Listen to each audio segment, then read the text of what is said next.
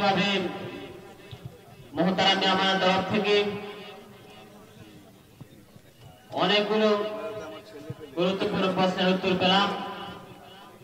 আমি আশা করব, প্রত্যাশা করব আমরা আজকে উত্তরগুলো বাড়িতে নিয়ে নিজের বাস্তব জীবনে আমল করে সকলের জীবনকে পরিবর্তন করবো ইনশাআল্লাহ। সম্মানিত হাজিরিন, আমাদের মাঝে এসে উপস্থিত হয়েছেন, আল্লাহ পাকের শুকরিয়া আদায় করা দরকার। না করলে চলে না, চলবে না, চলছে না, চলতেও পারে না। আমাদের এই মাইকটা যেটা দিয়ে আমরা কথা বলি, এটা কার বানানো, কার তৈরি? আলাম নাজআল্লাহু আইনাইনে ওয়া লিসানাও ওয়া শাফাতাইনে। তোমাদেরকে কথা বলার জন্য মুখের ভিতরে একটা জিহ্বা, কথা স্পষ্ট পরিষ্কার হওয়ার জন্য জিহ্বার সামনে এক জোড়া ঠোঁট, মাইকের সাউন্ড বক্সের মতো আমি আল্লাহ তৈরি করে দিয়েছি।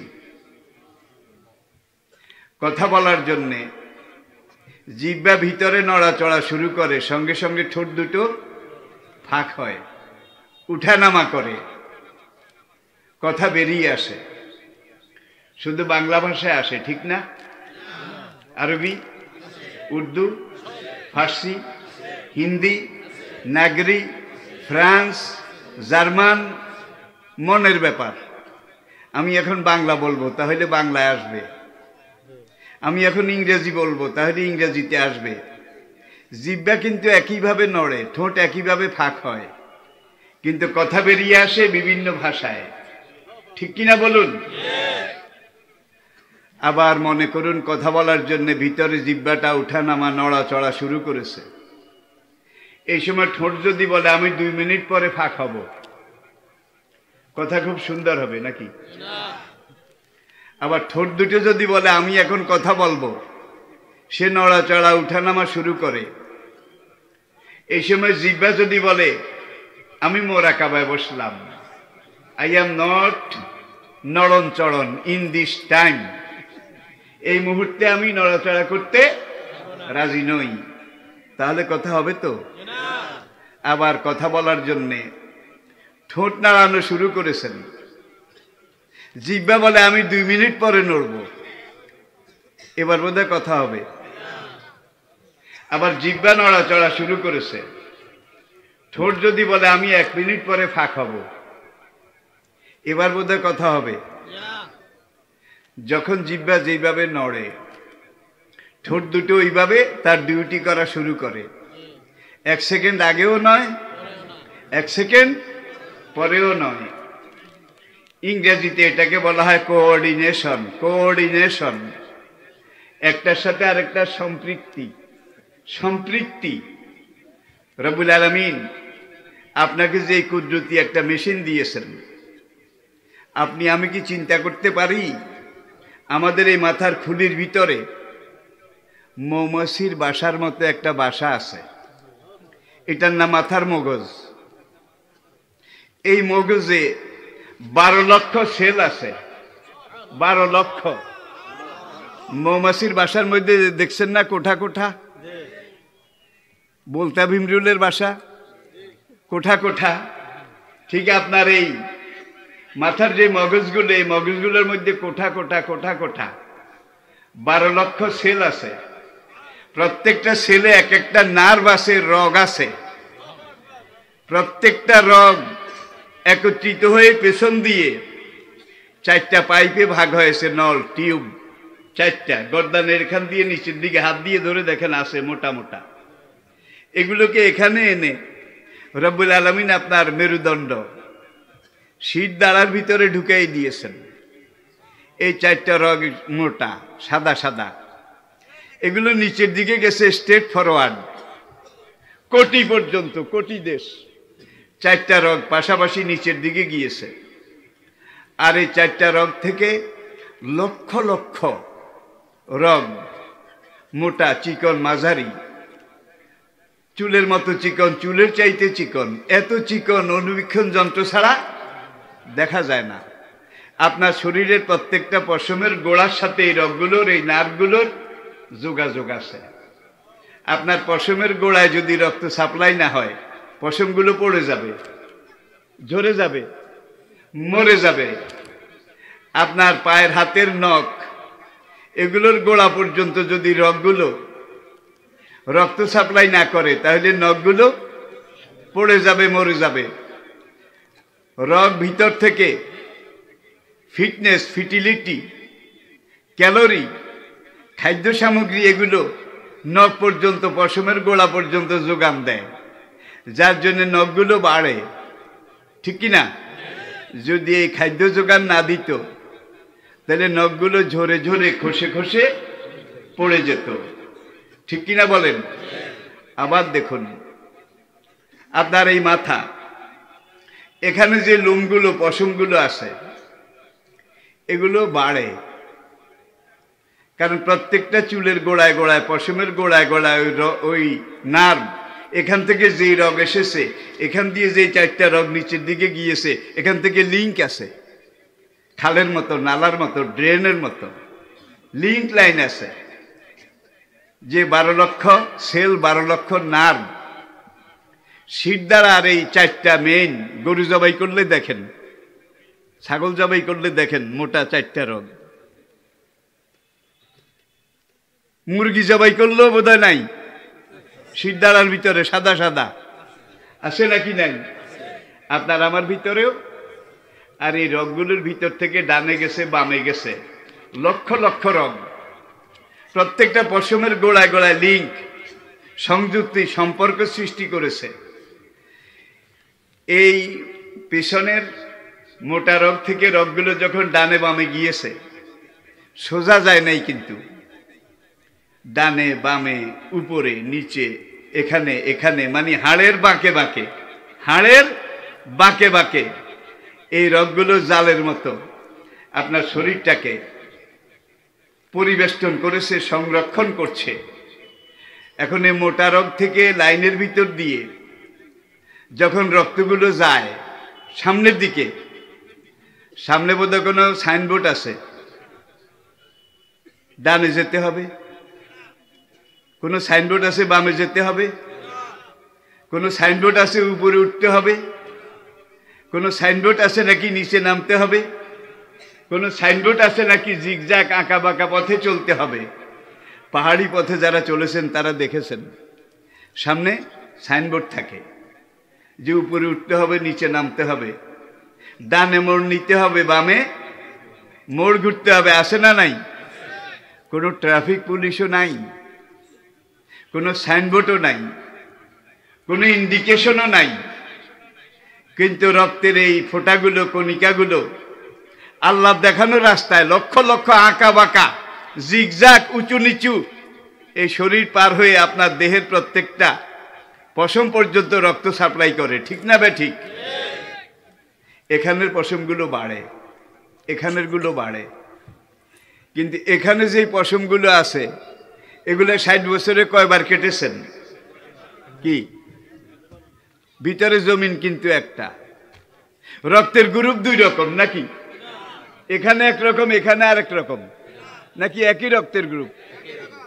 একই ব্লাড গ্রুপ, একই ক্যালোরি, একই ভিটামিন। এখানের পশমগুলো যদি না কাটেন, মাথার চুল 60 বছরে দেখা গেছে 6.5 হাত পর্যন্ত লম্বা হয়, 60 বছরে। যার জন্য 1 মাস 2 মাস পরে পরে কি করতে হয়? কাটতে হয়, ছাড়তে হয়। কিন্তু এখানের গুলো আধা ইঞ্চি হয়ে বসে আছে। ঠিক না বে ঠিক? আবার দেখুন আপনার এখানে সারা গায়ে যে পশমগুলো আছে, এগুলো এতটুকু হয়ে বসে আছে, কিন্তু এখানে বিবেকের দাবি হলো একই ক্ষেত, একই জমিন, আর এগুলো সেই ক্ষেতের ফসল, এগুলো সেই ক্ষেতের ফসল, এগুলো সেই ক্ষেতের ফসল। কোনোগুলা শুধু বাড়ে, কাড়া লাগে, কোনোগুলা এক জায়গায় বসে আছে, বাড়েও না, কমেও না। ঠিক না বে ঠিক? বলুন এবার। বিবেক তো বলে একই জমিন, একই ক্ষেত, একই ভিটামিন, একই সার, একই গোবর, সবগুলা পশম যেন সমানে বাড়ে। যদি এইভাবে সমানে বাড়তো, আপনি মানুষ হতেন না, ছাগল হইতেন। কি? এরপরে আসুন, ফিয়াইয়ে সুরতি মা শাআ রাক্কাবা। সুরত তো বুঝেন, সুরত চেহারা, ইংরেজিতে বলা হয় ফেজ, এপিয়ারেন্স, সোজা বাংলায় বলা হয় মুখাবয়ব, মুখাবয়ব। ফিয়াইয়ে সুরতি মা শাআ রাক্কাবা। তোমার এই চেহারাটা আমি আল্লাহর কুদরতে তৈরি, কুন এটা বলে আমি তৈরি করেছি। আদম থেকে আজ পর্যন্ত, আজ থেকে কিয়ামত পর্যন্ত দুইজন মানুষের চেহারা আমি আল্লাহ একরকম বানাইনি। বানাইছে বোধহয়। হাসরের দিন আমলনামা হাতে দিয়ে আল্লাহর পক্ষ থেকে বলা হবে ইকরা কিতাবাক, বান্দা নাও এটা তোমার আমলনামা। 60 বছরের কর্মলিপি, 60 বছরের জীবন পরীক্ষার রেজাল্ট।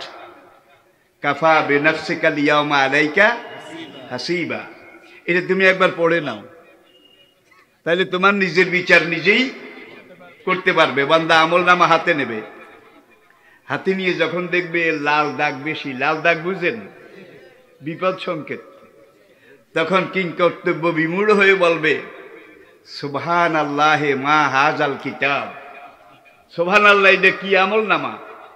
আমার 60 বছরের জীবনের কোন দিন কোন রাস্তা দিয়ে হেঁটেছি, হাঁটার সময় চলার সময় ডান দিকে কয়বার তাকিয়েছি, বাম দিকে কয়বার তাকিয়েছি, ডান দিকে একটা মানুষ ব্যক্তির দিকে কয়বার চেয়েছি, কোন নিয়তে তাকিয়েছি, তাকিয়ে তাকে ভালো দেখার পরে, ভালো লাগার পরে মনে মনে কি কি চিন্তা করেছি। একবারে মামিন কাবিরাতিন আলা সগীরা, ক্ষুদ্রাতি ক্ষুদ্র, এমনকি হাঁটার সময় কয়েকবার চোখের পলক কয়বার আমি মেরেছি, ঢোক কয়বার গিলেছি, এগুলো পর্যন্ত লেখা আছে। যখন বান্দা দেখবে লাল দাগ বেশি, বাঁচার আশাও নাই, ভরসাও নাই, উপায়ও নেই, হাসরের আদালতে বিটকেমি, একদল মানুষ তেড়ামি শুরু করবে। রব্বুল আলামিন এত লাল দাগের কাজ দুনিয়াতে আমি করি নাই, এত গুনার কাজ আমি করি নাই। কেরামান কাতিবিন, 2 ফেরেশতা আমার সাথে দুশ্মনী করে আরেকজনের লাল দাগ গুনাহ এটা আমার নামে লিখেছে। রব্বুল আলামিন মেহেরবানি করে আমার 60 বছরের এই জীবন ডায়েরি পরীক্ষার খাতাটা আবার একটু রি-এক্সামিন করো। রি-এক্সামিন বুঝেন, রি-স্ক্রুটনি, পুনর্মূল্যায়ন করো, আরেকবার একটু নজরে সানি আরবিতে বলা হয়, দ্বিতীয়বার আবার একটু দেখো। রব্বুল আলামিন তখন বলবেন কুল্লাম রিম্বেমা কাসাবা রাহিনা, প্রত্যেকটা মানুষ তার আমলনামার সাথে আষ্টে পৃষ্ঠে বাঁধা, ঠিক কিনা বলেন? যা আল্লামা জারুল্লাহ জামখশরী রহমতুল্লাহ আলাইহি লিখেছেন ফিয়াইয়ে সুরতি মা শাআ রাক্কাবা। এই আয়াতে তাফসীর করতে গিয়ে চেহারা দুটা যদি আল্লাহ একরকম বানাতেন, হাসরের মাঠেও গুতাগুতি শুরু করে দিত। আল্লাহ বলবেন যা, এটা তোর 60 বছরের আমলনামা, ইন্টারন্যাশনাল পাসপোর্টের মতো, এখানে তোর মুখের চেহারাটা আমি আল্লাহ এঁকে দিয়েছি, ফেস এপিয়ারেন্স, আর এখানে তোর 60 বছরের সবকিছু আমি লিখে দিয়েছি। ফর এ টাইম বিং, কিছু সময়ের জন্য তোকে আমি ছুটি দিলাম। হাসরের ময়দানে গিয়ে তোর এই চেহারার সাথে মিলে এমন আরেকজন লোক যদি খুঁজে আনতে পারিস, আমি আল্লাহ ওয়াদা করলাম তোকে বেকসুর খালাস দেব। খুঁজতে নামবে, বোধহয় পাওয়া যাবে, জোরে বলেন। যদি অনুরূপ আরেকটা চেহারা বানাতেন, হাসরের মাঠে বলতে রব্বুল আলামিন পাইছি, আমি না ও, এরকম কোনো কায়দা আছে? চেহারা দুইটা যদি আল্লাহ পাক একরকম সৃষ্টি করতেন, বউ বেচারির কি অবস্থা হইতো? কি ফিলোসফি আছে, দর্শন আছে, যুক্তি আছে। আদম থেকে কিয়ামত পর্যন্ত দুইজন মানুষের গলার স্বর, গলার আওয়াজ বোধহয় একরকম বানাইছে। আল্লাহু আকবার, আল্লাহু আকবার, আলা কুল্লি শাইইন কাদির, আন্নাল কুওয়াতা লিল্লাহি জামিয়া। কত মহান কুদরতের মালিক সেই মহান সত্তা। মনে করুন আপনার গ্রামের একটা মেয়ে, অনিন্দ্য সুন্দরী রূপের পিরামিড, 2 মাস আগে বিয়ে হয়েছে, গ্রামবাসা সুন্দরী মেয়ে, পাশের গ্রামের এক লুচ্চার গলার আওয়াজ ওই মহিলার স্বামীর গলার আওয়াজের মতো। বিপদ বাড়ত না কমতো? বিশেষ করে আজকের এই টিজিং এর যুগে, ধর্ষণের যুগে, আজকের এই অরাজকতার যুগে পাশের গ্রামের ওই লুচ্চার আওয়াজ মহিলার স্বামীর গলার আওয়াজের মতো। বিপদ বাড়ত না কমতো? ওই লুচ্চা বদনিয়তে রাত 2টার সময় এসে মহিলার স্বামী, মনে করেন ঢাকা, চট্টগ্রাম বা দুবাই, আবুধাবি, দূর দেশে পরবাসে, এখন কলিং বেল টিপল, দুয়ারের কড়া নাড়ালো, মহিলার ঘুম ভেঙে গেল। ঘুম ঘুম চোখে, আদো আদো বাদো বাদো কণ্ঠে মহিলা বলে, কে গা তুমি, কে গা তুমি এত রাতে? ওই লুচ্চা মুখেরে বাঁকা করে বলে, আমি তোমার স্বামী, দরজাটা খুললা দাও। মুখেরে যত বাঁকা করুক, কায়দা করুক, স্বামীর আওয়াজ বোধহয় দিতে পারবে? জোরে বলেন। কিন্তু এই লুচ্চার আওয়াজ যদি স্বামীর আওয়াজের মতো হইতো, মহিলার মধ্যে কোনো সংকোচ থাকতো না। সসম্মানে দরজা খুলে দিত, সিগন্যাল ডাউন হয়ে যেত, বিনা বাধায় ট্রেন প্ল্যাটফর্মে ঢুকে যেত। ঠিক না বে ঠিক? আল্লাহু আকবার, আল্লাহু আকবার। ফিয়াইয়ে সুরতি মা শাআ রাক্কাবাক, রাক্কাবাইয়ু রাক্কাবু তারকিবান মুরাক্কাবুন। আল্লাহু আকবার। একটার সাথে আরেকটা সংযোজন, সম্পৃক্ত করা, তারকিব দেওয়া। দেখেন আপনার এই হাতের আঙ্গুলে 3টা কবজা লাগাইছে, 3টা কবজা আছে না নাই? হাতের এখানে আরেকটা কবজা, হাতের মাঝখানে আরেকটা কবজা, হাতের শেষে আরেকটা কবজা, পায়ে বোধা নাই কবজা। এগুলো যদি না লাগাইতেন তাইলে এটা হাত হইতো না লাডি হইতো? ইমানদারি কোন? কবজা নাই। আচ্ছা, ভাত খাওয়ার কথা বাদই দিতাম, হাইজাক করতেন কেমনে, গাছে উঠতেন কিভাবে? হাত তো এইভাবে আছে, স্ট্রেট ফরওয়ার্ড। সব জায়গায় কবজা আছে। শরীরটা যেন এইভাবে মুভ করতে পারে, এইভাবে উঠানামা করতে পারে, দুনিয়ার সব কাজকর্ম করতে পারে। কবজা যেখানে আছে সেখানে বেয়ারিং আছে। বেয়ারিং না থাকলে কিন্তু কবজা ঘুরবে না। ঠিক কিনা বলেন? আবার বেয়ারিং আর কবজা যেখানে আছে সেখানে আবার সলিউশন আছে, গাম আছে, সেখানে আবার পাওয়ার অয়েল আছে নাকি নাই? কি মাফ করবেন, পায়ের আঙ্গুলেও কবজা আছে, মাঝখানেও কবজা আছে, এখানেও আছে, পায়ের মাঝখানেও আছে, এখানেও আছে। ঠিক না বে ঠিক? কবজা এগুলো না থাকলে এটা বোধহয় ঠ্যাং হইতো, কোনো কাজে লাগতো না, আরো বিপদ বাড়তো। ঠ্যাং হইতো আরেকটা জ্বালা, আরেকটা বোঝা। ঠিক কিনা বলেন? এত নাট বল্টু, এত বেয়ারিং, এত কিছু ফিট করলেন, কিন্তু স্ক্রু ড্রাইভারটা বন্দার হাতে দেননি, সেটা তিনি কুদরতের নিজের হাতে রেখে দিয়েছেন। এই কবজা খোলার স্ক্রু ড্রাইভার এটা যদি আল্লাহ বান্দার হাতে দিতেন, আজকে মাহফিল শেষ করে যাওয়ার সময় একজন পয়সাওয়ালা ব্যক্তি অ্যাক্সিডেন্ট হয়েছে, তার পায়ের দূর কেটে ফেলেছে। সে আরেক লুচ্চা গুন্ডা হাইজাকারকে বলতো, তুই স্ক্রু ড্রাইভারটা ল, অমুক ব্যক্তি মাহফিল থেকে আসার সময় তুই এর দূর খুলে নিয়ে আসবি। আমার হাত এটা নষ্ট হয়ে গেছে, তাকে ওখানে ধরে শোয়ায় তার এর দূর খুলে নিয়ে আসবি, এর দূর খুলে নিয়ে আসবি। হাত বোধহয় এইভাবে খুলে চুরি হইতো না, ডাকাতি হইতো না। তাহলে খোলার কোনো কুদরত? এইভাবে স্ক্রু ড্রাইভার বন্দার হাতে দিলে কিন্তু বিপদ বেড়ে যেত। ঠিক না বে ঠিক? টর্চ লাইট এটা কদ্দুর আর যায়? গাড়ির লাইট, রেলের লাইট, উড়োজাহাজের লাইট, স্টিমারের লাইট কদ্দুর আর যায়? আর এই লাইট জ্বালাইতে হলে কত পয়সা খরচ করা লাগে। ঠিক না বে ঠিক? আলাম না জাল্লাহু আইনাইনে ওলে সানাও, তোকে আমি 2টা কুদরতি লাইট এখানে ফিট করে দিয়েছি, কুদরতি লাইট। এই লাইট দুটো দিয়ে জন্মের পর থেকে মরণ পর্যন্ত তুই দূরে দেখলি, কাছে দেখলি, ডানে দেখলি, বামে দেখলি। ঠিক কিনা বলেন? এই লাইট দুইটার ব্যাটারি কয়বার বদলাইছেন? কয়বার এটারে চার্জে দিছেন? Life charge, life guarantee. ঠিক না বে ঠিক? একটা মাইক দিয়েছেন, এই মাইকটা জন্মের পর থেকে ঘরে বাইরে সংসারে সমাজে হাটে বাজারে মাঠে এতভাবে জোরে বাজাইলেন আস্তে বাজাইলেন, এই মাইকটাকে 60 বছর যে ব্যবহার করলেন, এই মাইকের ব্যাটারি কয়দিন বদলাইছেন কি?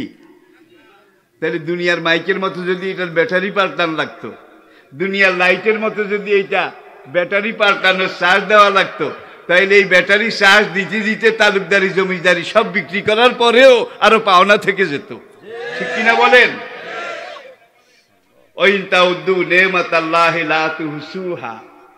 তোমার 3.5 হাত শরীরের ভিতরে এত নেয়ামত আমি দিয়েছি, একটা একটা করে যদি গণনা করো, তোমার এই 3.5 হাত দেহে যত নেয়ামত দিয়েছি এগুলা শুকর আদায় করা তো দূরের কথা, গণনা করে শেষ করতে পারবে না। আপনার শরীরটা মাটির তৈরি। কোরআনে আল্লাহ পাক ইরশাদ করেছেন, মিন তুরাব সুলালাতিন মিন তিন, মাটি, কাদা মাটি, ঠনঠনে মাটি, এটা দিয়ে আমি মানুষ তৈরি করেছি। আজকে দেহবিজ্ঞানীরা পরীক্ষা করে করে করে করে ডিএনএ আবিষ্কার করেছে, শুধু একটা সূত্র ধরে যে কোরআনে আল্লাহ পাক বলেছেন মাটি দিয়ে মানুষ বানাইছে। তাইলে আমরা আগে দেখি মাটির মধ্যে কি কি উপাদান আছে। তারা মাটির উপাদান এগুলা পরীক্ষা করে বের করলো, nitrogen, hydrogen, oxygen, carbon die oxide, iron, তামা, পিতল, লোহা, 19টা উপাদান যেটা মাটিতে আছে সেটা আপনার শরীরে আছে। মাটি আজকে ডিএনএ এই দিকে গেলে আর আমি অন্য কথা বলতে পারবো না, এটা এখানে থাক। এখন আপনি যদি 5 ওয়াক্ত দৈনিক আল্লাহকে সেজদা করেন আল্লাহর নির্দেশ মতো, আল্লাহর নিয়ামতের শুকরগুজারি করেন, আপনি যদি আল্লাহর নির্দেশিত জীবন যাপন করেন, জীবনের প্রত্যেকটা কাজে আল্লাহর পাঠানো রাসূল তার ইতাআত আনুগত্য করেন, লাকাদ কানা লাকুম ফি রাসূলিল্লাহি উসওয়াতুন হাসানা মা আতাকুমুর রাসূলু ফাখুযুহু ওয়া মা নাহাকুম আনহু ফান্তাহু। এই নবীকে সুপার মডেল হিসেবে সামনে রেখে নবী কোরআনকে যেইভাবে গ্রহণ করেছেন, বাস্তবায়ন করেছেন, সেইভাবে কোরআনকে গ্রহণ করতে হবে, ধারণ করতে হবে, বাস্তবায়ন করতে হবে, ঠিক না বেঠি? আর যদি বলেন কোরআনের দরকার নাই, নোয়াখালী কুমিল্লা লোকেরা কয় যেমনে মনে কয় হেমনে চলিয়ম, যেমনে মনে কয়। তাহলে গরু ছাগল যেমনে মনে কয় এমনে চলে, ঠিক কিনা বলেন?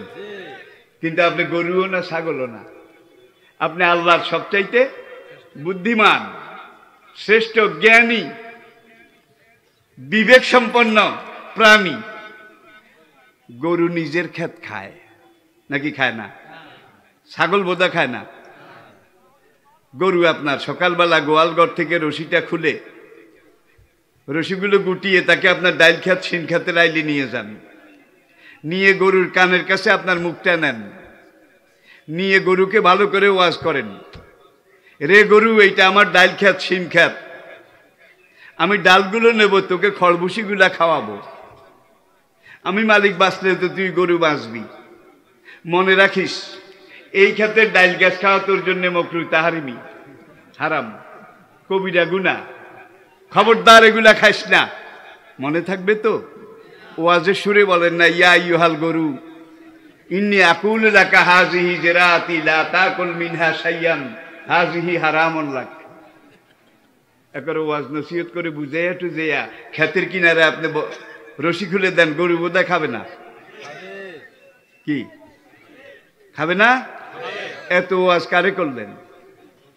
গরু বলবে যে মালিক এত ওয়াজ নসিহত আমার জীবনে চলে না, এত হালাল হারাম আমার জীবনে চলে না, জায়েজ না জায়েজ এটা আমার বিধানে নাই, থিওরিতে নাই, পুঁথিতে নাই, পাঁজিতে নাই, নিদানে নাই, আমার বালামেও নাই।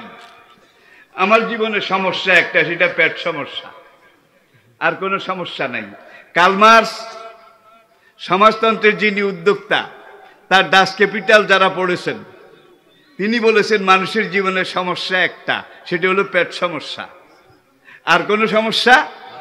এই পেট সমস্যাকে সামনে রেখে একবার পুঁজিবাদ, আবার সমাজবাদ, আবার এটা আবার সেটা কত রকমের কিছু করা হলো, ঠিক কিনা বলেন? পুঁজিবাদও ব্যর্থ, সমাজতন্ত্র বোধহয় সার্থক। রাশিয়ার মতো দেশে সমাজতন্ত্র নাই, বিশ্বাস করেন। চায়নার মতো দেশে সমাজতন্ত্র নাই। মাত্র 100 বছর অতিক্রম করার আগেই আঁতুড় ঘরে এগুলা মরে গেছে, বিলীন হয়ে গেছে, ঠিক না ঠিক? সমাজতন্ত্রীরা বলেছিল দুনিয়ার মজুর এক হও, কেউ খাবে কেউ খাবে না। কি তা হবে না? তা হবে না। কয় কেউ বড় থাকবে কেউ ছোট থাকবে, সমাজে সব মানুষ সমান হতে হবে, আমরা এটা সাম্যবাদ কায়েম করব। এখন লম্বা বেটে যা আছে সব এক জায়গায় করো, করে এখান দিয়ে কেটে সমান করো, সাইজ করো। আচ্ছা আপনারা বলেন, সেই মোগল আমলে, শাহী আমলে হিন্দুস্তানের সব মানুষ যদি জাহাঙ্গীর আর নূরজাহান হতো, তাজমহল কে বানাইতো? কি সবাই তো জাহাঙ্গীর, সবাই তো নূরজাহান। অথবা সব মানুষ যদি গোলাম আর সর্বহারা হইতো, তাহলে তাজমহল আর বানানোর কোনো চিন্তাও কেউ করতো না, ঠিক কিনা? ওলাউলা দাফা আল্লাহ নাসা বাদুহুম বেবাদিন লা ফাসাদাতিল আরদ। আপনার হাতের আঙ্গুল 5টা বোধহয় সমান, জোরে কন। এখন কালমার্ক বলেছে 5টা আঙ্গুল 5 সাইজের, এটা মেনে নেওয়া যায় না, এটার সাথে কেটে সমান করো, এটার সাথে কেটে সমান করো। সমাজ করতে গিয়ে দেখে যে আতেই নাই, পুরা চালানি খতম। এখন সমাজতন্ত্র থেকে তারা রিটার্ন ব্যাক করেছে। এখনকার পুঁজিবাদও না, সমাজতন্ত্রও না।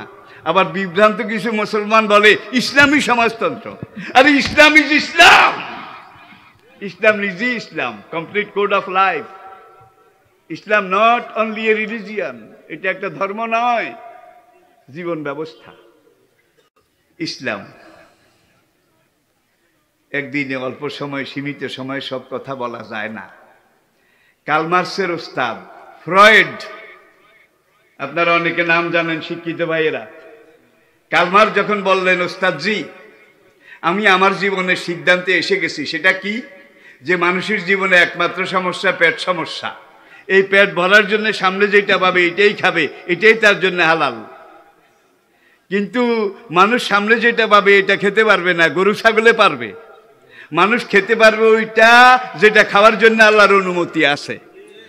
মানুষ খেতে পারবে না সেটা যেটা না খাওয়ার জন্য আল্লাহর নিষেধ আছে।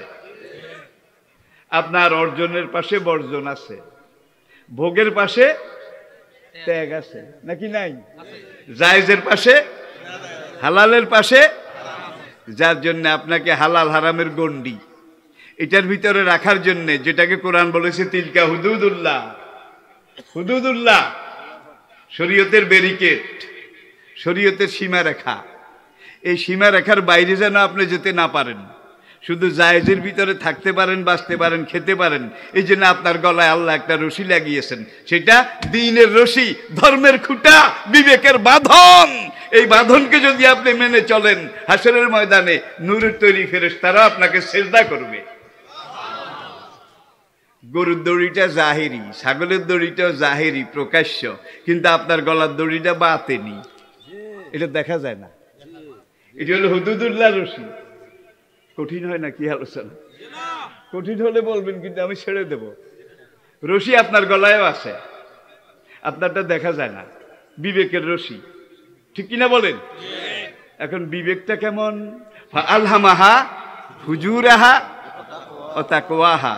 এই বিবেকের মধ্যে ভালো মন্দ, ন্যায় অন্যায়, সওয়াব গুনাহ, এটা লাভ ক্ষতি বুঝার মতো অনুভূতি, ফিলিংস আল্লাহ বোধহয় দেয় নাই।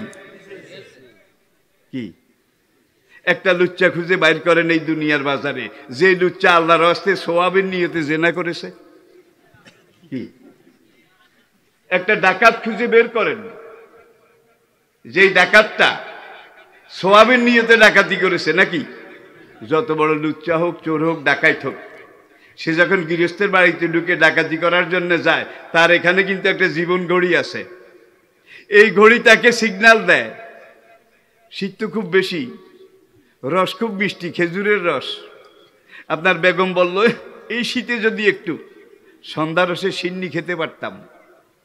আপনি গাছও কেটেছেন 5-6টা, এখন বললেন যে খাবে নাকি, কয় পাবো কোথায়, কয় আচ্ছা কলসটা দাও। গেছেন, নিজের 5টা গাছে উঠছেন, 5 বার উঠানামা করে কলসের গলা পর্যন্ত, গলার একটু নিচে, পুরো ভরে নাই। কলসও ভরেনি, আপনার মনটাও ভরেনি, অতিরিক্ত। হ্যাঁ রে, কলসটা যদি টইটম্বুর ভরপুর হয়ে যেত, বেগম বেচারি কত খুশি হতো। এখন কলস ভরাইতে পারলাম না, বেচারি খুশি হবে না, কি করব কি করব। ও ঠিক আছে, ওই যে বাড়ির দিকে যাওয়ার সময় ওই রাস্তার কিনারে পুকুর পাড়ে কদম আলিয়ে 4টা গাছ কাটছে। এখন তো রাত 12টা বাজে, সে তো ডাবল খাতার নিচে, ল্যাপের নিচে, শীতের ডরে আর বাইর হবে না। আমি তো এখন সার্ভিসিংয়ে আসি, যাওয়ার পথে তার ওই 4 গাছের রস নামাইলে একবার হাঁড়ি ভরপুর টইটম্বুর হয়ে যাবে। এখন ওই কদমালির খাজুর গাছের গোড়ায় গেছেন, যাওয়ার সঙ্গেই ফাআলহামাহা ফুজুরাহা। এখন আপনার জীবন ঘড়ি আপনাকে সিগন্যাল দেওয়া শুরু করেছে, এখানে হাত দেন। এতক্ষণ নর্মাল আছিল, আরেকজনের খাজুর গাছের গোড়ায় যখন গেছেন এখানে আপনার বাল ধপ ধপ ধপ। চোখ দুইটা এতক্ষণ নর্মাল আছিল, এবার চোখও ঠিক কিনা? গরু ডাইল খেত খাইতে বোধহয় এরকম করে, ছাগল শিম খেত খাইতে বোধহয় এরকম করে, কিন্তু আপনি আরেকজনের খাজুর গাছে উঠতে আপনার এইটাও অ্যাবনর্মাল, চোখ দুইটাও অ্যাবনর্মাল, ঠিক না বে ঠিক? তাহলে বোঝা গেল আপনার ভিতরে একটা আসল মানুষ আছে, একটা আসল সত্তা আছে, যে সত্তার নাম ইনসানি সত্তা। জোরে বলেন ঠিক কিনা? আমি এই দিকে আর যাচ্ছি না ভাই। তাইলে আল্লাহ আছে, আমাদেরকে আল্লাহর কাছে যেতে হবে নাকি হবে না? যাওয়া লাগবে নাকি লাগবে না? এই জীবনটা 50, 60, 70 বছরের নাকি? টাকার জোরে যদি জীবন বাড়ানো যেত, তাহলে যুগে যুগে দুনিয়ার সবচেয়ে অর্থবিত্তের মালিকেরা টাকা দিয়ে বাড়াইতো। একজন বোধহয় বাড়াতে পেরেছে। ক্ষমতায় থেকে যদি হায়াত বাড়ানো যেত, তাইলে ফেরাউন মারা যেত না, নমরুদ মারা যেত না, সাদ্দাত মারা যেত না, ঠিক কিনা বলেন? আপনার হায়াত যেরকম আল্লাহর নিয়মে বাধা, ফেরাউন নমরুদ সাদ্দাতের হায়াতও সেই একই নিয়তে বাধা, ঠিক না বে ঠিক? তাইলে বোঝা গেল সবকিছু নিরঙ্কুশ মালিক আল্লাহ। 60 বছরে এখানে যা কিছু করব, করার পরে যখন এই জীবনের ভিসার মেয়াদ শেষ হয়ে যাবে, ভিসার মেয়াদ বুঝেন, লিকুল্লি নাফসিন আজাল ফায়জা যা আজালুহুম লা ইস্তাখিরুনা। এই ভিসার মেয়াদ শেষ হয়ে গেলে আপনার দেহ থেকে রুহটাকে আলাদা করে ফেলা হবে। কে আলাদা করবে? জোরে বলেন কে? আর এই আলাদা করার একটা টাইম আলমে আরওয়াতে, মায়ের গর্ভে যেদিন আল্লাহ আপনার রূহ পাঠিয়েছেন, তার 50,000 বছর আগে, রূহ পাঠাবার আগে আল্লাহ পাক আপনার মৃত্যুর ফয়সালা এটাকে আগে লিখেছেন। আগে মৃত্যুর ফয়সালাটা লিখে তারপরে রূহ আপনার ভিতরে দিয়েছেন। দেখুন কোরআন, আল্লাহ জি খালাকাল মউতা, দেখছেন কারবার, আগে মউতকে সৃষ্টি করেছেন, সিলেক্ট করেছেন, তারপরে হায়াত দিয়েছেন। এই 60-70 বছরে হায়াত চলে যাওয়ার পরে সামনে আরেকটা জীবন আছে না নাই? সেই জীবনটা 60 বছরের, 60,000 বছরের, 60 লাখ, 60 কোটি, অনন্ত কোটি। তাহলে এই জীবনের জন্য এত রকমের 2 নম্বরই করলেন, এত এত এত এত কিছু করে নিজেদের ভরাডুবি করালাম। এরপরে যে আরেকটা জীবন আসতেছে, সেই জীবনের জন্য আমরা কি করেছি? আলহাকুমুত তাকাসুর হাত্তা যুরতুমুল মাকাবির। আমি সেই পশ্চিমী দুনিয়া, আমেরিকা বলেন, ব্রিটেন বলেন, ফ্রান্স, জার্মানি, কানাডা, ওইসব দেশে দেখেছি। বাংলাদেশের আমাদের অনেক ভাইয়ের সেখানে সেকেন্ড হোম। সেকেন্ড হোম বুঝেন? সেকেন্ড হোম, সময় খারাপ, বেশি কইতাম না। সেকেন্ড হোম, এই সেকেন্ড হোম যারা করেছে, এরপরে এই করোনার আগে আমি দুনিয়ার একবারে পূর্ব বেল্টে ছিলাম।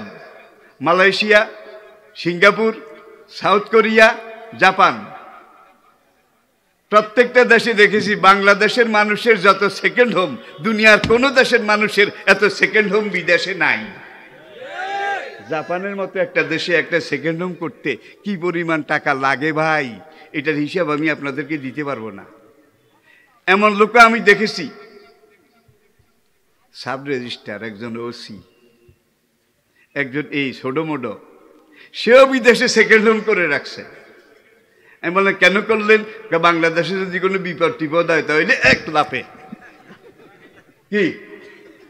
এই দেশে যারা কোরআন মানে, হাদিস মানে, ইসলাম মানে, দিন মানে, আলেম ওলামা যারা, মাওলানা যারা, নামাজি রোজাদার, দিনদার, ইমানদার, আল্লাহ নিবেদিত প্রাণ যারা, তারা কয়জনে সেকেন্ড হোম বানাইছে? কোন একজনও পাবেন না, একজনও পাবেন না।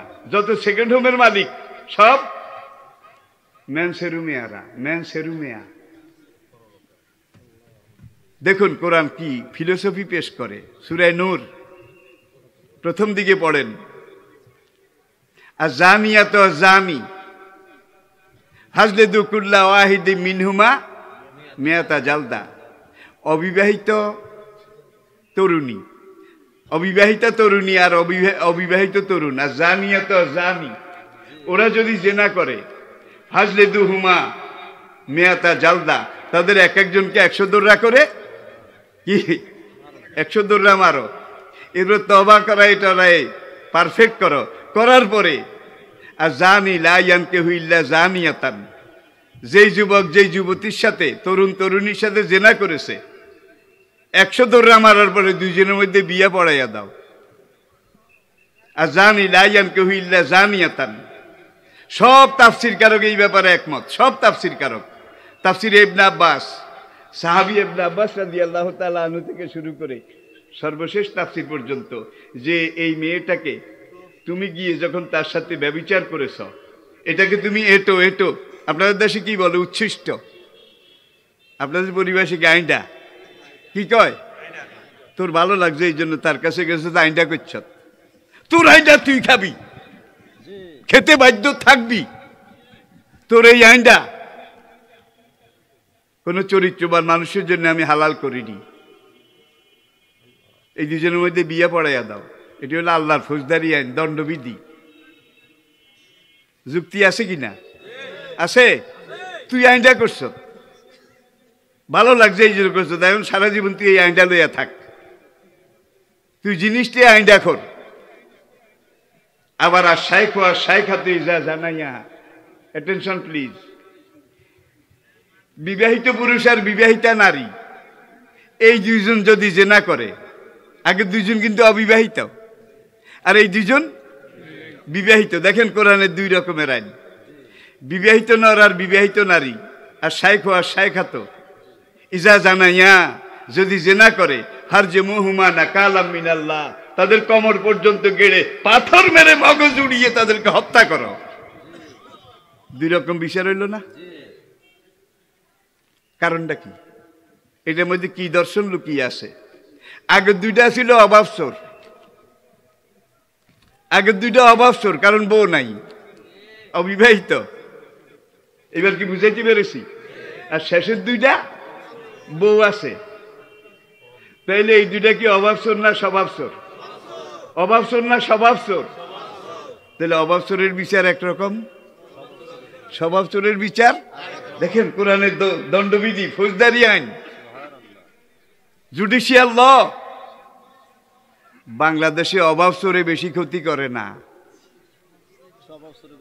আপনার ক্ষেতের 2টা মূলা নিয়ে গেছে, একটা করল্লা লই গেছে, আপনার কৈজাল থেকে একটা মাছ, অভাবসরে। এতে জাতির দেশের কোনো ক্ষতি হয় না। একই সমাজে কিছু ব্যক্তির একটু সাময়িক খারাপ লাগে, লোকসান হয়, কিন্তু সচিবালয়, এসি, এয়ার কন্ডিশন রুমে বলে এক কলমের খোঁচায় যারা কোটি কোটি টাকা দেশের পাচার করে, তারা অভাবসর। অভাবসর, সব স্বভাবসর, সব স্বভাবসর। কিন্তু আজকে গ্রামে কিল খায় যত অভাবসরে, স্বভাবসরের কোনো বিচার নাই। ধর্ষণ, এটার কি জঘন্য শাস্তি আল্লাহ কোরআনে বিধান করেছেন, আলাকুম ফিল কিসাসে হায়াতুন ইয়া উলুল আলবাব।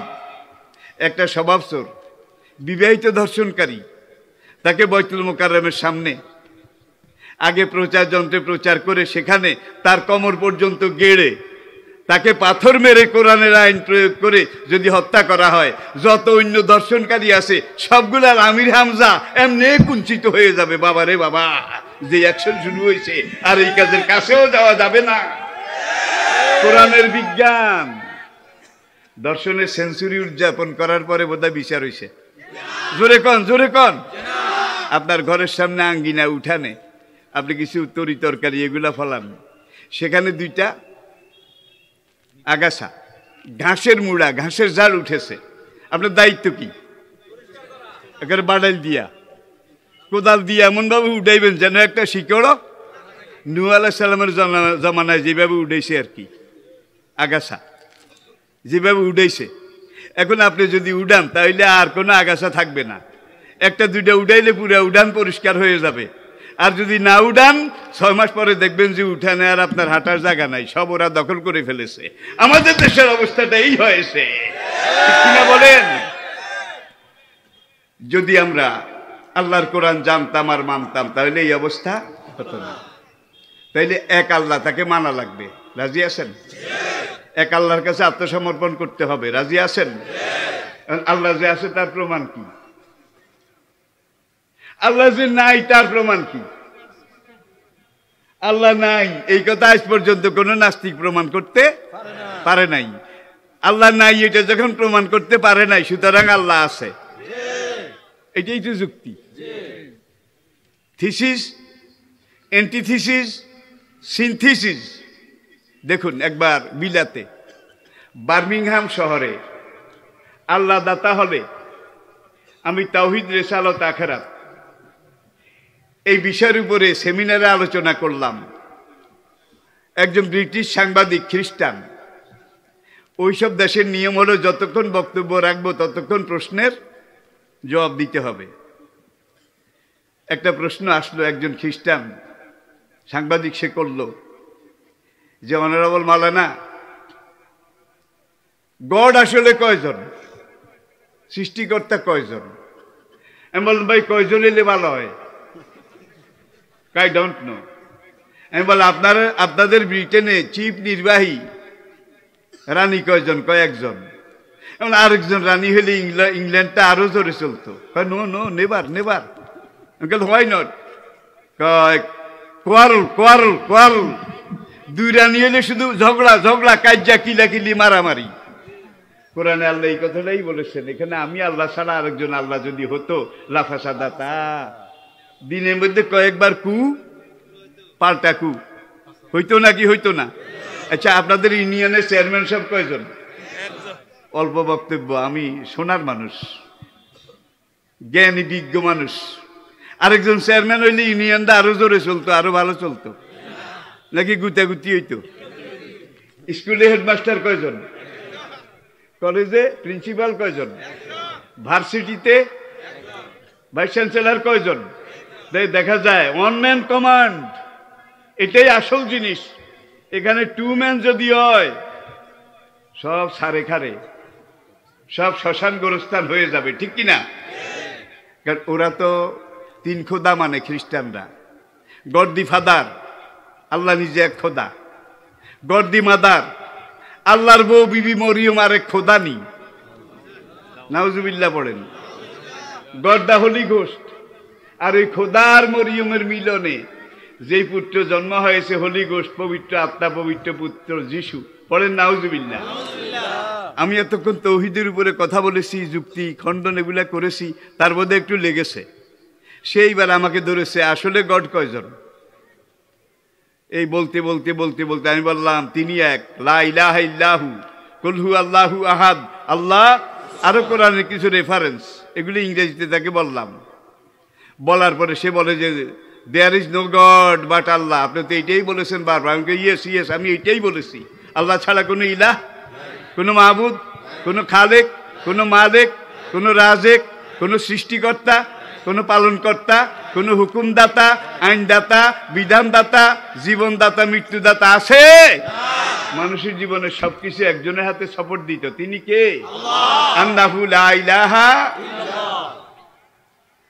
এইবার আমি বললাম যে, দেখি যে হে আমি এইভাবে কইলে সে এইভাবে যায়। ভাই, 22 মাসের সাইতে পিছন। আমি চিন্তা করলো, একে তো ছাই দিয়ে ধরা লাগবে, ছাই।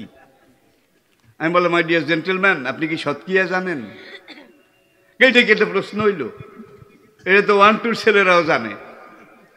একটু বলেন সৎক্রিয়া কি? 1 2 3 4। হ্যাঁ, একবারে 100 পর্যন্ত এটা সৎক্রিয়া। এখন এইটা একবারে পুরা মিথ্যা, কালো মিশা গড় মিশা, এটার নাম কোনো সৎক্রিয়া না। তাইলে এটা কি? আমি বললাম সৎক্রিয়াতে অঙ্ক মাত্র একটা, এক, আর কোনো অঙ্ক নাই, শুধু একটা মাত্র অঙ্ক এক, আর কোনো অঙ্ক নাই। ভদ্রলোক বলে এক্সপ্লেন প্লিজ, একটু ব্যাখ্যা করেন, আমি বুঝি নাই। আমি বলে এক ছাড়া আর কোনো অঙ্ক নাই, সৎক্রিয়াতে অঙ্ক মাত্র একটা, সেটা হলো এক। What do you mean by with 3? তাহলে 3 অর্থ আপনি কি করবেন? আমরা 3 is equal to 1 plus 1 plus 1 is equal to 3। অনেক ভাইয়েরা বুঝে গেছেন। 1 যোগ 1 যোগ 1 সমান সমান কি? 3। কয় another please। আমি বললাম মাই ডিয়ার জেন্টলম্যান, আপনি বলেন তো 6 অর্থ কি? আবারও কয় 6 অর্থ 6। বললাম না, নো নেভার। 6 হইল 1 6 বার, 1 6 বার লিখে যোগ করলে যোগফল যেটা হবে কি, সেটার নাম 6। কয় আমার কাছে পরিষ্কার হয় নাই। আমি বললাম আমি 1 জানি না, 1 মানিও না, 1 স্বীকারও করি না, আপনি আমার একটা 3 দেন। কয় খাইছে। 3 দিতে হইলে আগে, যার জীবনে 1 নাই তার বোধহয় 2 আছে, 3 আছে, কোন সংখ্যা আছে? তার জীবনটা শুধু অথই সাগরে নিমজ্জিত, কিছুই নাই, ঠিক কিনা বলেন? ইয়া ইয়া, ওরা ইয়েসকে বলে ইয়া, আর জাপান কোরিয়া এই বেল্টে বলে হায় হায় হায়। হায় অর্থ ইয়া, ইয়েস। তখন সে বলে মাওলানা আসলে তো এতদিন এইভাবে চিন্তা করি নাই। আসলে অত যার জীবনে 1 নাই তার জীবনে 2ও নাই, কারণ 2 হইতে হইলে 1 2 বার মানা লাগবে। 1 2 বার না বললে কি হবে না? 2 হবে না। ভাই কতক্ষণ পরে আবার নতুন মুড নিয়ে, what do you mean by with 0 0? What do you mean by with 0? সৎক্রিয়া অঙ্কশাস্ত্রে 0 আছে, আপনি 0-র অর্থ কি করবেন? এমন একেবারে পানির মতো সহজ। 0 ইজ ইকুয়াল টু নাথিং। 0 অর্থ কিছুই না। No no never, but 0 is something. সে বলে শূন্য কোনো একটা কিছু। আমরা নো 0 ইজ নাথিং। আমি বলি নাথিং, সে বলে সামথিং। লাগছে আবার। আমি বললাম মাই ডিয়ার জেন্টলম্যান, 1 মানেন তো? মানাইলেন তো, খেলা কথা। আপনি ডায়েরি বের করুন, প্লিজ রাইট ডাউন 1। আপনি ডায়েরিতে 1 লিখুন। লিখলো। আমি বললাম এখন 0 ইজ সামথিং তো আপনি বলেছেন। ইয়া ইয়া 0 ইজ সামথিং। আমি বললাম এইবার 1-এর সামনে 1 প্লাস 0, 1 প্লাস 0 প্লাস 0 প্লাস 0, 5 বার লেখেন, 5টা 0 লেখছে। 1 লাখ হয়ে গেছে। কিন্তু 1-এর সামনে 5টা শূন্য, কত? 1 লাখ। এমন কত? 1 লাখ, 1 লাখ। একটু আগে আপনি বলছেন 0 ইজ নাথিং। আমি বললাম আমি এবার আমার 1 উঠাই নিলাম।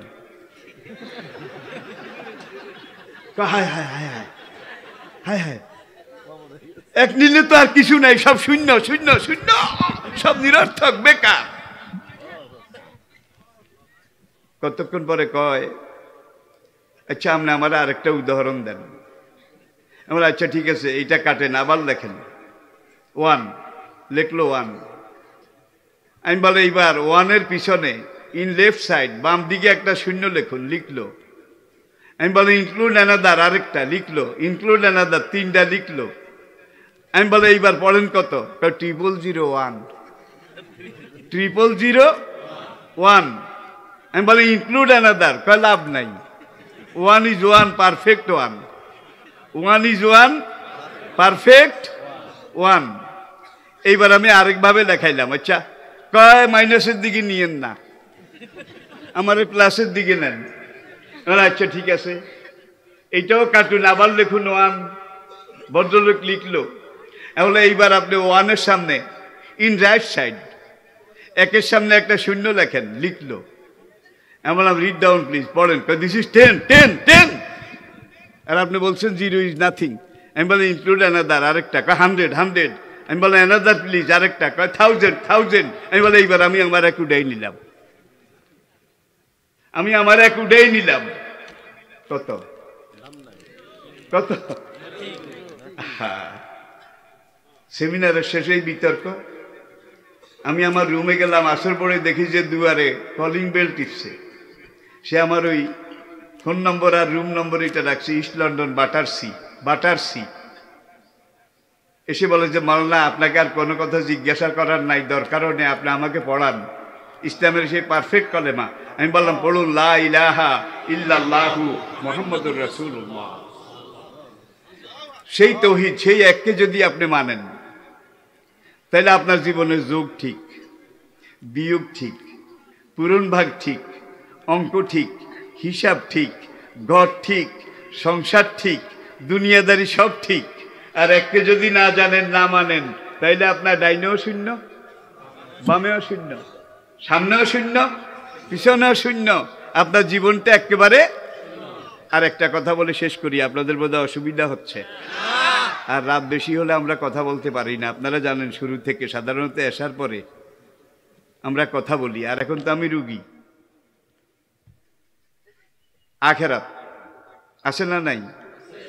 জোরে বলেন, আসে না নাই? লক্ষ লক্ষ আম্বিয়া কেরামে একটাই দাওয়াত দিয়েছেন, ইয়া কাওমে ইবুদুল্লাহ মা লাকুম মিন ইলাহিন গায়রু ইন্নী আখাফু আলাইকুম আযাবা ইয়াউমিন আযীম।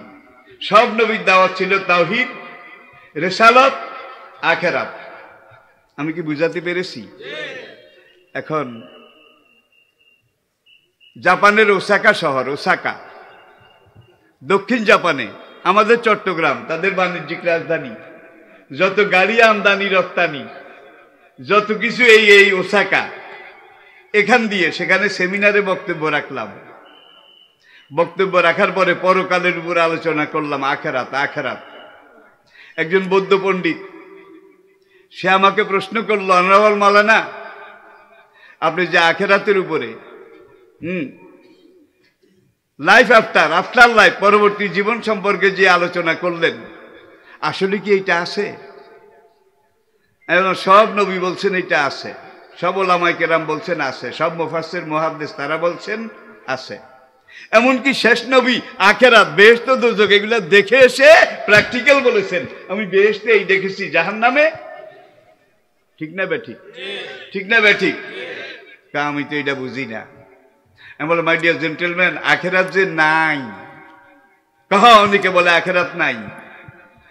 আখেরাত নাই এটা আজ পর্যন্ত কোন একজন নাস্তিক প্রমাণ করতে পেরেছে? কয় নো, নেভার। নাই, এটা যখন কেউ প্রমাণ করতে আজও পারে নাই, তাহলে আখেরাত আছে। Example please. আমি বললাম, মাই ডিয়ার জেন্টেলম্যান, আপনি কোনোদিন সিঙ্গাপুর গেছেন? সিঙ্গাপুরের Changi international airport, Changi international airport এত বড় ভাই, এক টার্মিনাল থেকে আরেক টার্মিনালে গেলে স্কাই ট্রেনে যাওয়া লাগে, হেঁটে যাওয়া যায় না। বিলাতের হিথ্রো বিমানবন্দর, মিনিটে 7 খান বিমান উঠানামা করে, মিনিটে 7 খান।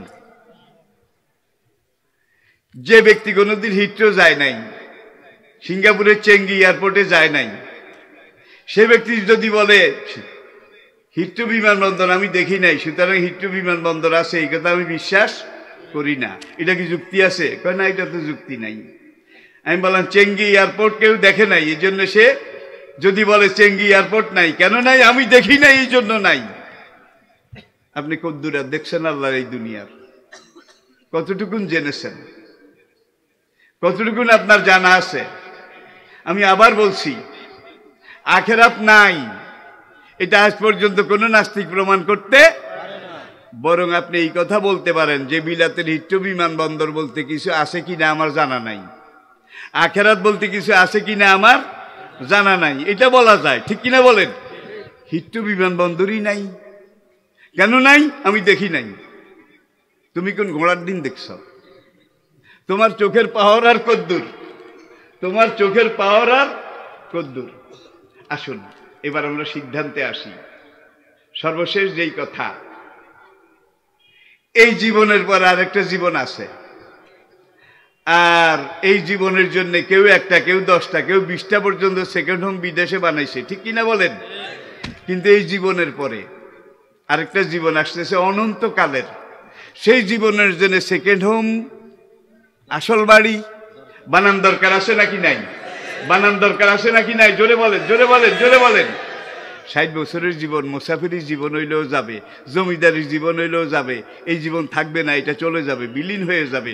সামনে যে জীবন আসতেছে অনন্তকালের জীবন। আর এই 60 বছরের সীমিত পাসপোর্ট ভিসা দিয়ে আল্লাহ পাক আপনাকে গ্রেস মার্ক দিয়ে রেখেছেন। গ্রেস মার্ক কি?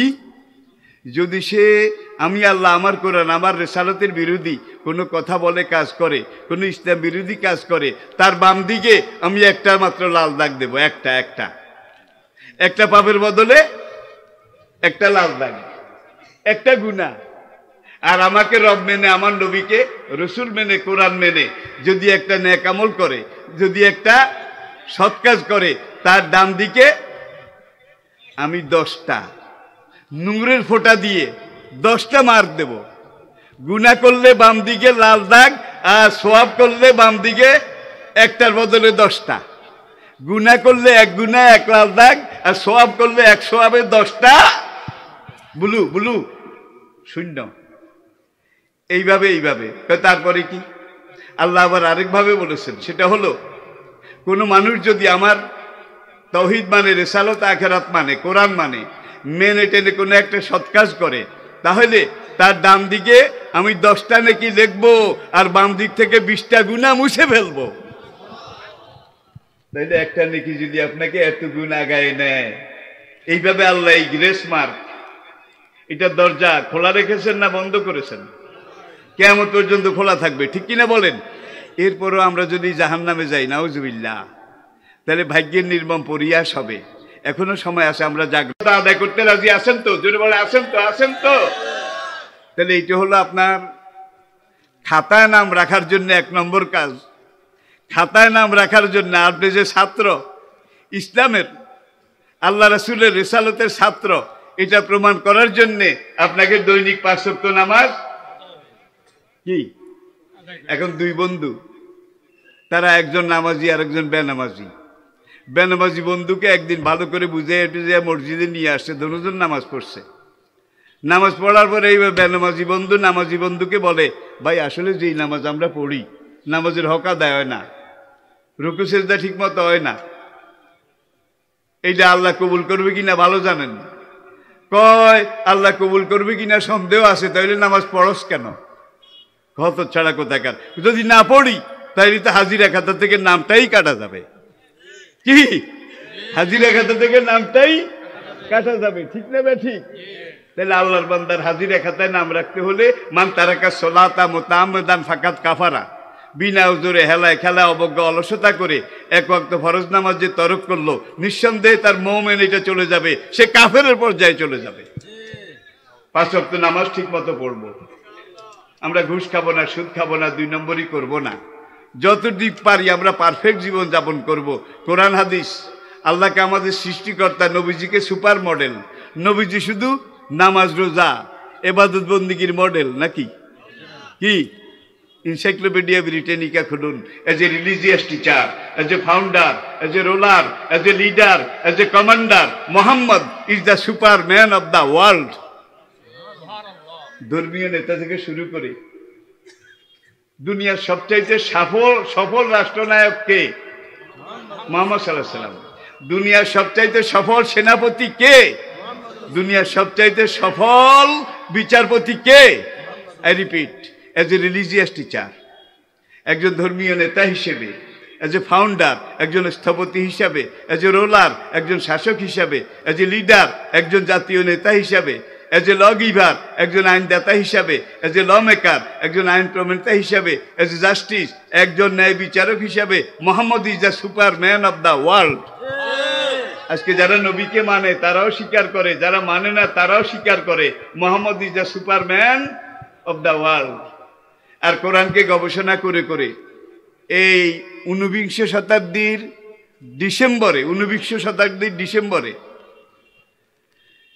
সর্বশেষ যেই পরিসংখ্যানটা এসেছে সেখানে স্বীকার করা হয়েছে Mohammad is the superman of the world and holy Quran is the super book of the world. আর এমন এক সময় গিয়েছিল মুসলমান is the super nation of the world. এই আল্লাহকে মেনে, রাসূলকে মেনে, কোরআন মেনে মুসলমান দুনিয়া সর্বোচ্চ জাতি ছিল। শৌর্যে, বীর্যে, আদর্শে, ঐতিহ্যে, ভদ্রতায়, নম্রতায়, শিক্ষায়, দীক্ষায়, তাহজিবে, তামদ্দুনে, সাহসিকতায়, বীরত্বে মুসলমান দুনিয়া সবার উপরে ছিল। 500 বছর, কি 500 বছর, 600 শতাব্দী থেকে 1200 শতাব্দী পর্যন্ত 500 বছর মুসলমান জাতি দুনিয়া সবার উপরে ছিল। আমি বোধহয় পক্ষপাতিত্ব করে কথা বলতেছি, আমার প্রত্যেকটা কথার সাথে বিশ্ব ইতিহাসের ডায়েরি সাক্ষী আছে। আজকের পশ্চিমী দুনিয়া, বিজ্ঞান জগৎ স্বীকার করে আজকে আমাদের জ্ঞান বিজ্ঞান, আজকে আমাদের আবিষ্কার।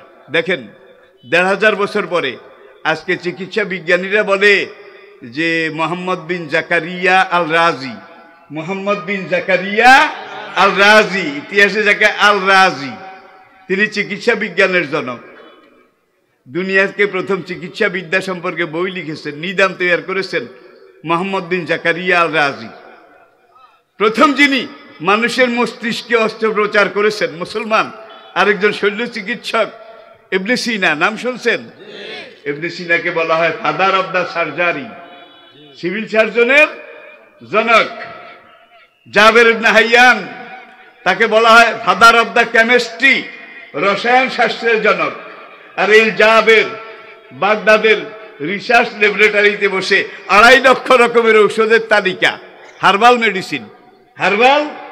মেডিসিন, জড়িবুটি, হার্বাল মেডিসিনের তালিকা এটা তৈরি করেছেন, যার জন্য তাকে বলা হয় ফাদার অব দ্য কেমিস্ট্রি, রসায়ন।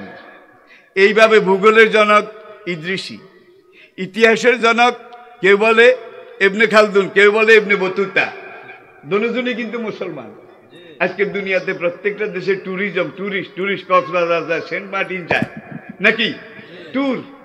এটা জ্ঞান, এটা উন্মুক্ত করার একটা দিক। এনসাইক্লোপিডিয়া দেখেন, এই ট্যুরিজমের যিনি পুরোধা, father of the tourism Ibn Battuta. Ibn Battuta তানজানিয়াতে বাড়ি, আফ্রিকা থেকে মক্কায় গিয়ে ইসলাম গ্রহণ করেছেন। এই আল্লাহর বান্দা হেঁটে হেঁটে হাঁটা পথে পুরা দুনিয়া সফর করেছেন ইবনে বতুতা। এনসাইক্লোপিডিয়া ব্রিটানিকা, বিশ্ব ইতিহাসের ডায়েরি, not Vasco da Gama but Abdur Rahman Ibn Majid. এটা শেষ। ভারতবর্ষে আসার সাগরপথ, জলপথ কে আবিষ্কার করেছে? কে? ভাস্কো ডা গামা না, আব্দুর রহমান ইবনে মজিদ।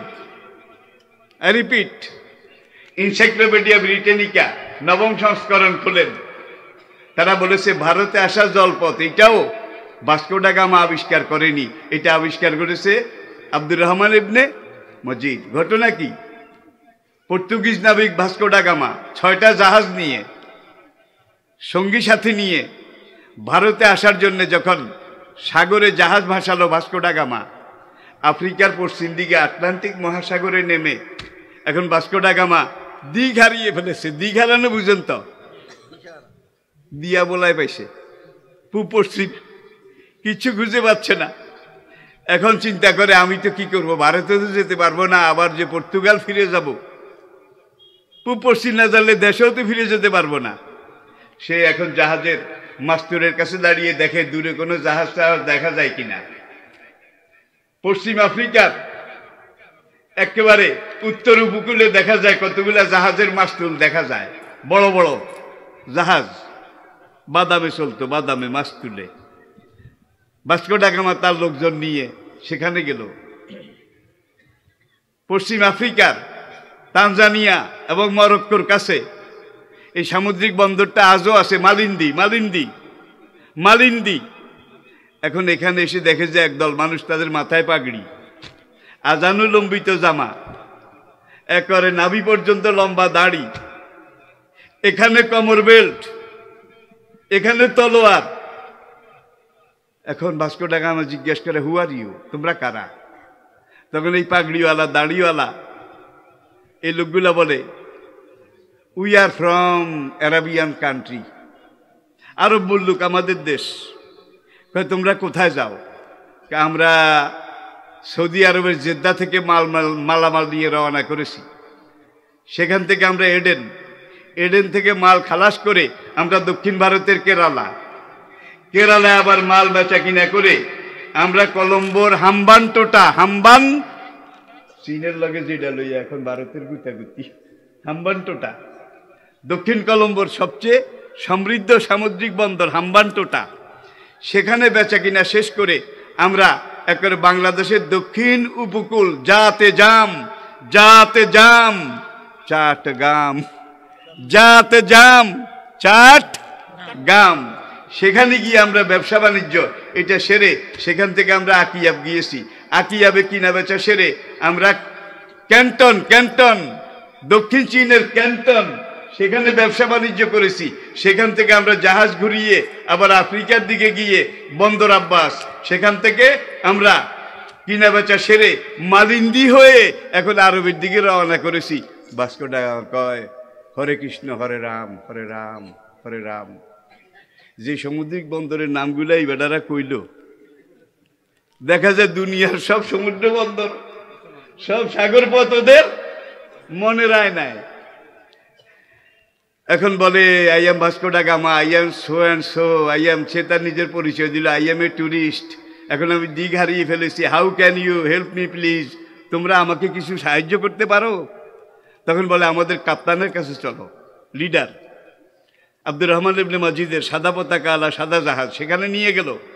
পরিচয়ের পরে আব্দুর রহমান ইবনে মাজিদ বলে আমার নবী বলেছেন তোমাদের মধ্যে সবচেয়ে ভালো মানুষ সে যে অন্যের উপকারে আসে।